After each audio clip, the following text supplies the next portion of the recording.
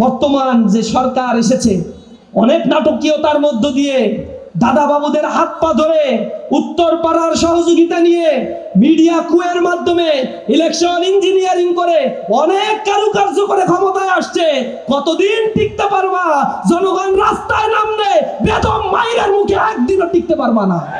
আজও যারা কোরআন নিয়ে ষড়যন্ত্র করে তাদের দশা হবে পূর্বতনদের মতো, যারা চেয়েছিল এই জমিনকে জামাত ইসলামী শূন্য করে দেওয়ার জন্য। বলছিল নেতাকর্মীকে ফাঁসি দিয়ে এরপরে এদেরকে নেতৃত্ব শূন্য করব। আমাদের একে একে নেতাকর্মীকে ফাঁসি দেওয়া হয়েছে। মাওলানা মতিউর রহমান নিজামী রহিমাহুল্লাহ আজকে তার শাহাদাত বার্ষিকী।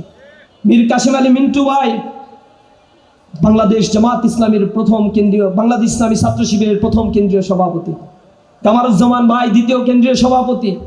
কাদের মোল্লা ভাইয়ের মতো একজন পথিতযশা জ্ঞানী রাজনীতিবিদকে তারা ফাঁসির কাস্টে ঝুলিয়েছে।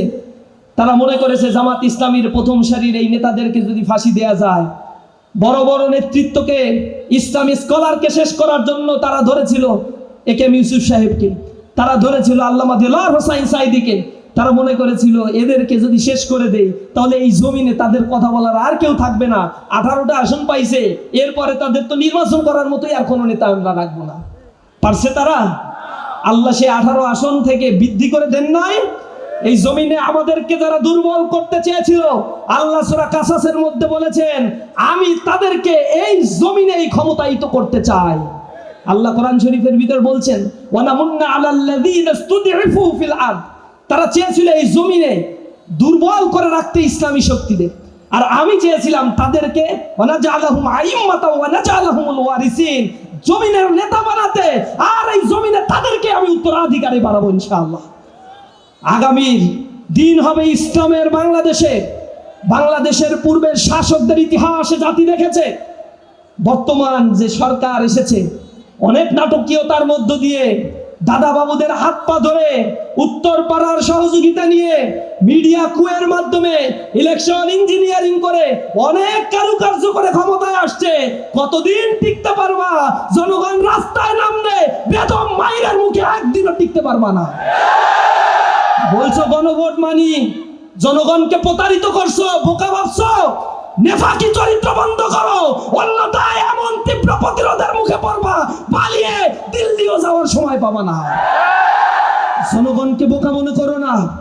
এদেশের রাষ্ট্র সংস্কারের নামে রাষ্ট্রের সম্পত্তি লুটপাট করেছে পূর্বের ফ্যাসিবাদ। তারই ধারাবাহিকতায় ব্যাংক রেজলিউশন অধ্যাদেশ অ্যামেন্ডমেন্ট করে তোমরা ওই পূর্বের ফ্যাসিবাদকে পুনর্বহালের ষড়যন্ত্রে লিপ্ত হয়েছো।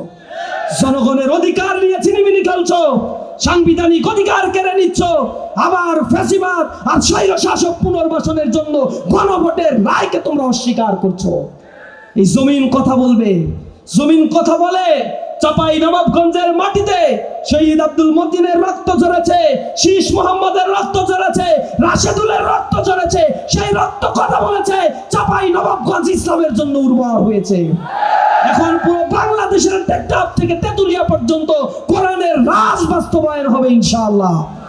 এই আন্দোলনের পথে নিজেদের জান এবং মাল নিয়ে আল্লাহর রাস্তায় আমরা থাকতে প্রস্তুত আছি তো? জীবন যতক্ষণ আছে কোরআনের পথে জীবন দেওয়ার জন্য আমরা প্রস্তুত আছি। শাহাদাতের তামান্না লালন করি আমরা বুকে। এই শাহাদাত যদি আমাদের প্রাপ্ত হয়, এর চাইতে বড় মৃত্যু আমাদের আর কিছু নাই। আমরা শুহাদা, সিদ্দিকিন, সালেহিনদের সাথে জান্নাতে বসবাস করতে চাই। আর আমরা মায়ের উদর থেকে শাহাদাতের তামান্না নিয়ে এই জমিনে পদার্পণ করেছি। আমরা আমাদেরকে ভয় দেখায় লাভ নাই। শয়তান আমাদেরকে ভয় দেখায় নিজেই পালায়। অনেক শয়তান আমাদের ভয় দেখাইছে, কিন্তু তাদের আর অস্তিত্ব খুঁজে পাচ্ছি না। ইনশাআল্লাহ আল্লাহর জমিনে তার দিন থাকবে, দিন বিজয়ী হবে ইনশাআল্লাহ।